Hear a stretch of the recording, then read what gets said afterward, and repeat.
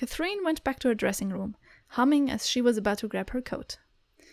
She wasn't the least bit tired. Visions of city, exploring new sights and gaining experiences made her giddy with excitement.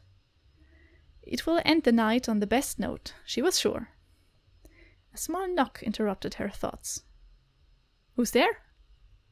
Catherine turned around and a cheerful smile froze on her face. Uh-oh. Trouble ahead. The Marquis peeked from the open door and stepped inside. Hello, Kath. A tingling passed through Catherine's neck. Although she was aware he had returned, this was the first time she'd seen him in 2 years. Oh, he's been on traveling, or probably. After she rebuked his intentions of wooing her. Uh-oh. So she did that, huh? Let's see how that turns out. Catherine shook her head at the memory. But wasn't she in love with him? Ah, never mind. Okay, we will see what happens. They grew up together. It was normal to develop feelings for someone you shared most of your life with, was it not? Yet Catherine had promised herself not to dabble with the Marquis, with all the rumors and the past flings. It felt like she knew too much. Too complicated, she had reasoned. The rumors were still alive in some circles, but hadn't Jaleem come clean with his romantic escapades? Hadn't he vowed to be faithful since he had made his intentions clear? Who to believe? Perhaps it's possible that... Catherine pushed away the insinuation of that last thought and rearranged her face into a merry smile. She curtsied. My lord, Marquis, thank you for coming. That last bit came out too loud in her ears. It felt like her voice was compensating. She suppressed a groan. I hope you found the show satisfactory. My lord, Marquis, what happened to Chili Monster? At once, the memories flooded her mind. That used to be her greeting every time she had visited him back then. She would scream that when she saw him right before she flung her arms around his neck. Catherine didn't know what to do. Suddenly, her hands, the hands that had never betrayed her, felt like they belonged to someone else. She cleared her throat and felt the smile harden on her face. Pardon my past slights, sire. I was a bit of a precocious child. After all, I must give my due respects to the sponsor of this event. Thank you, by the way. It didn't have to be so extravagant. Wasn't it your dream to play in Paris, Kath? I thought your debut would be the perfect opportunity to fulfill that dream. The Marquise stepped into her quarters and closed the door.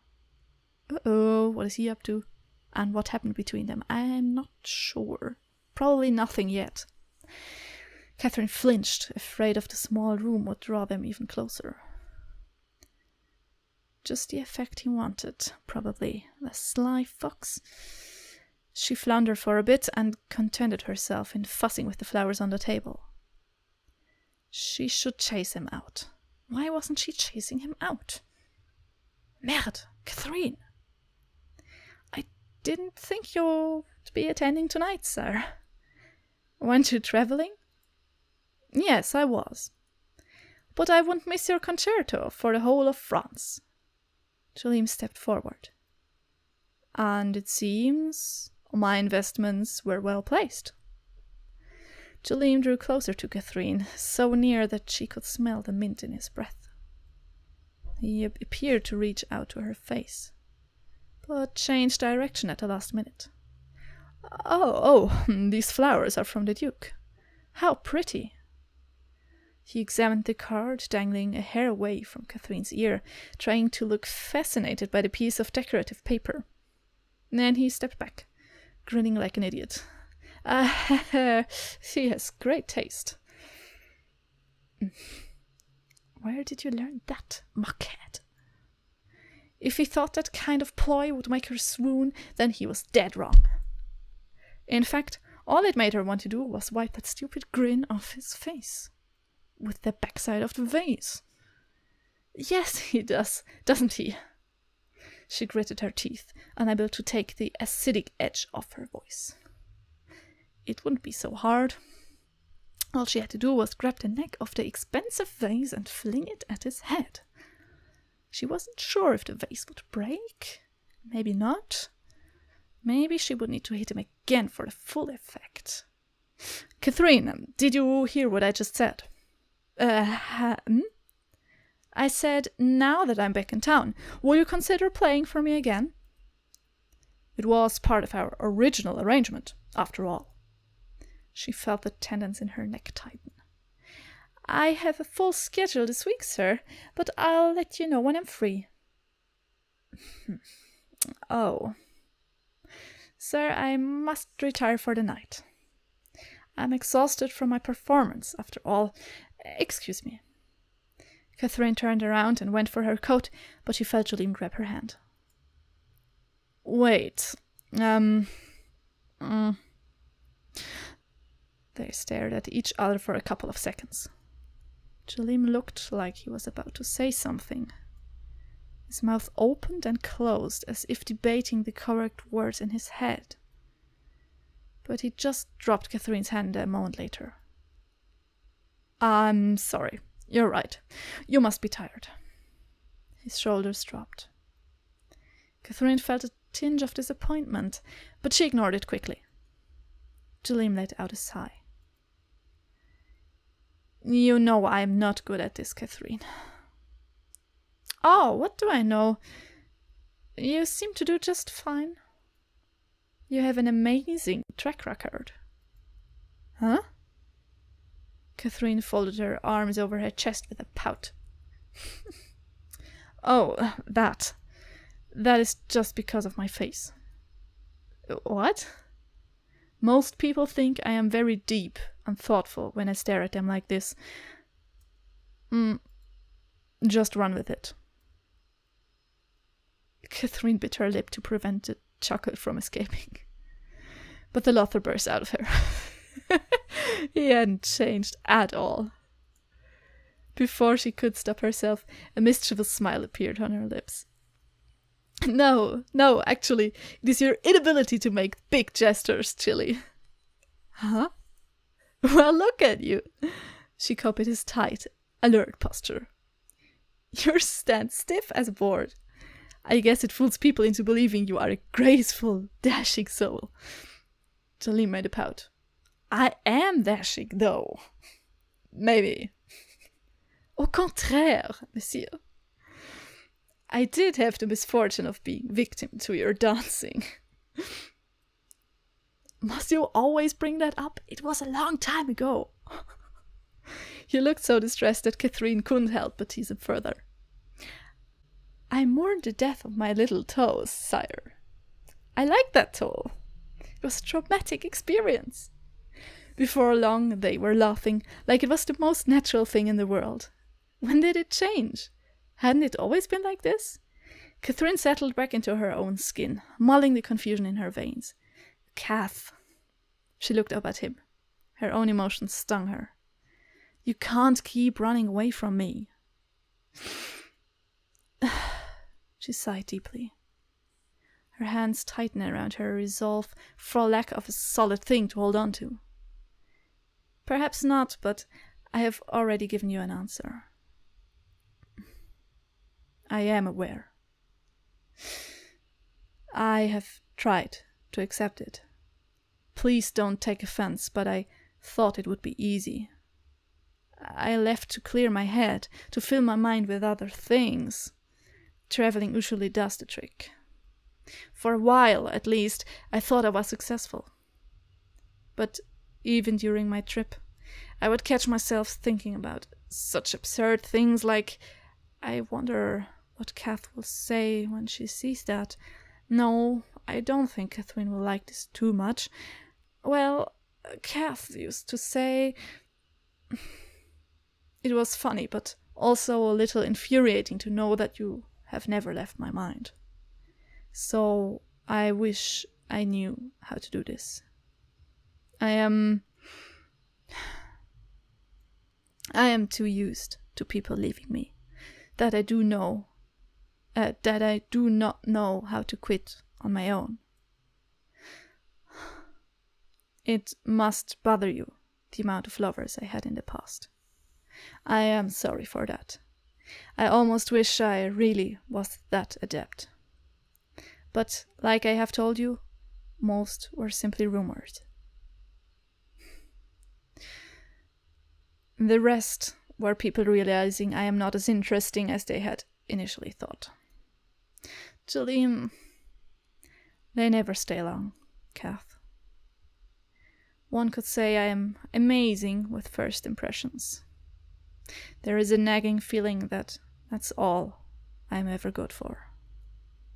A sort of exotic trophy people like to collect for its sake, and then push aside when its novelty expires. I can't blame them. But by now, I'm quite sure that I am what is wrong. I must be better at letting people go. But you, please don't make me let go.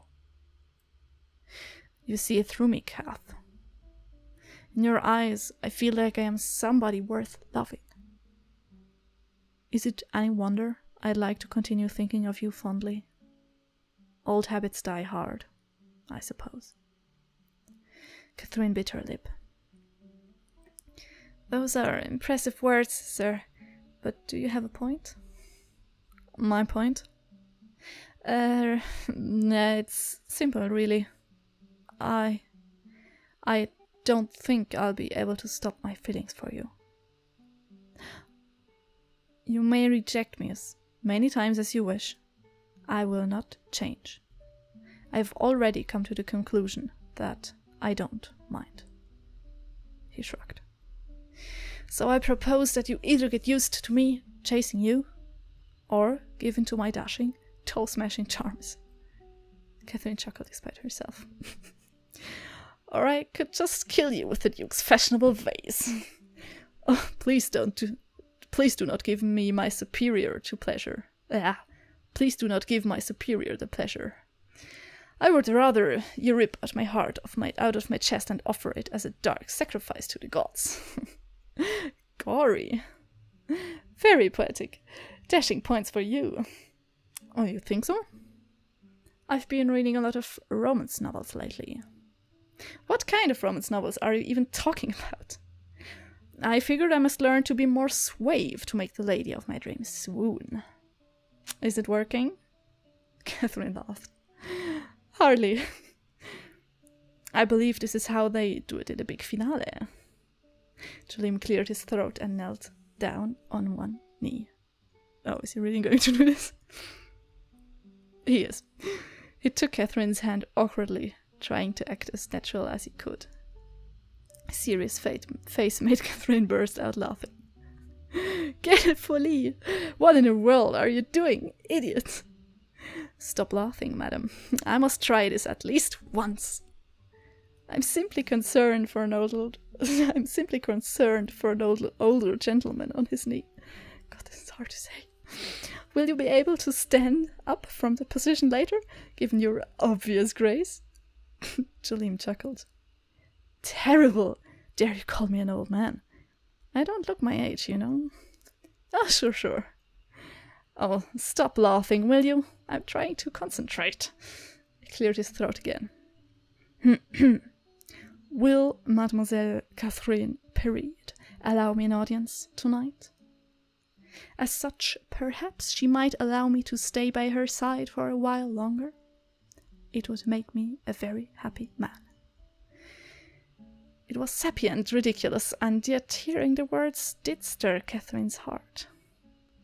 They were giggling like fools, like children, her heart heavy with love for him. Oh my, love? Did she just think love? Of course she did. She had always loved him. Why was she fighting her feelings again? The reasons seemed unclear all of a sudden. All right, sir. Your gallantry has convinced this lady to accept your offer for tonight. She bowed with an exaggerated curtsy. Jalim took her hand theatrically as he stood up. This gentleman's relieved he didn't have to sing. A few rules for tonight. As we are in Paris, you must be on your best behavior. No embarrassing jokes like making friends with the street mimes. Agreed. As such, I must retire by 8. 10. 8. 9:30. 9. Take it or leave it. Jalim grumbled, but Catherine just chuckled at his frustration. 9. Okay, fine. 9:15 it is. Sir, I meant 9 sharp. Jalim's face brightened like a little boy's. Oh, I know where we can go. There is a quaint little piazza just south of here. They have a breathtaking view of the city. They're on a hill, you see. I know the owner personally, so we're already guaranteed the best seats. Wait, did I read that right? Did he say piazza? Isn't that like just a place? A square? Never mind. And they serve the best pomme de terre gratinée. Again? Gratin again? If you continue eating that every opportunity you get, soon there will be no potatoes left in all of France. Catherine sighed. Why must he be so? This better not be a game like all your other flings, sir. I deserve to be treated like more than a prize. But Catherine watched Jalim's face beam as he talked about that little house on the hill. How when the weather was perfect, the stars would soak the sky. She giggled to herself with fondness. What a dolt. A night in Paris, and he would rather eat cheesed potatoes. It was just like him to pick the stars instead of the city, wasn't it? It pleased her to know that she adored this side of him that others did not see. But was this side really him? Did she really see through him, like he said? Or was this a face he put on for her sake, more like most flirts would? If it was, then she had been watching this face since she was a little girl. From awe to admiration, from friends to lovers. They had seen the best and worst of each other through the years. Surely there was something to that. Surely it couldn't all be a lie. Right? I'm sorry, I got carried away. Shall we go? Yes. Catherine grabbed her coat and Jalim took her purse. Oh, I almost forgot. Rosa is waiting outside. Then let us hurry and meet up with her. I haven't seen her for a long time. I missed her too. It will be a treat to spend the evening with the two esteemed ladies. She'll be thrilled to see you. Just like old times. Us three? Yes. She slipped her hand on his arm nonchalantly and caught Jalim smile to himself. At the very least, let the smile be real. Oh. Okay. Seems to be a cut to later.